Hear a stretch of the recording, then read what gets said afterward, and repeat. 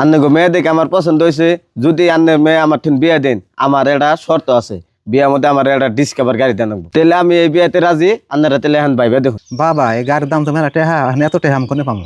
আন্নারা ভুলে যান না, আমি সরকারি চাকরি করি, এমবে সুযোগ আর বারে আয় না, একবারই আয়।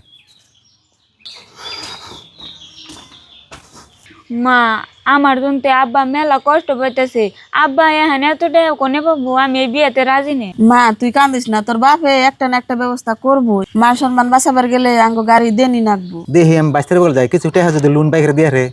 যাও গেদি, তুই চিন্তা করিস না, তোর বাপে লোনের নিগে গেছে, যদি আল্লাহ লোন মিলায় তা তোর বিয়ে আমাদের গাড়িটা দিয়ে হারু। বাইস্তে আমি এলাম তোমার বলে একটা কথা নিয়ে। কি কথা কাকা? আমি তো আমার মেয়ের বিয়ে দেবো, কিছু টেহা লোন এনে দাও না। লোন এনে দিমু, কিন্তু আনের বাড়ি বেটার দূরে লাগবো। বাইস্তে যে দলিল, আমার মেয়ের জন্য আমি জীবনটা দিয়ে হারি। বাবা এই যে তোমার গাড়ি, অনেকে তুমি খুশি হয়েছাও? হবা আন্নে দিছুন, আমি খুশি হয়েছি। আজকে তো কিস্তির টেহা নিয়ে গাইব, আজকে কিস্তির টেহা কোনো পাবো? তুমি কইতে কইতে কুস্তির টেহার নিগে আয়া পড়ছি।